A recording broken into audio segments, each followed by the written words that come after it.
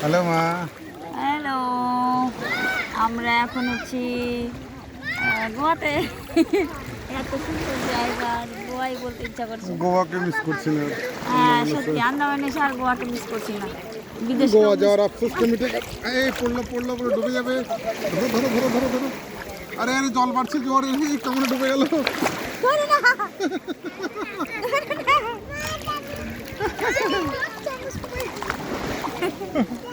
আমার মেয়ের চামচ পয়ে হঠাৎ করে ঢেউ এসে আমাকে কাট করে দিয়েছে। সরি। হ্যাঁ, খুব এনজয় হচ্ছে। এত সুন্দর নীল জলের বিচ আমি কোথাও দেখিনি।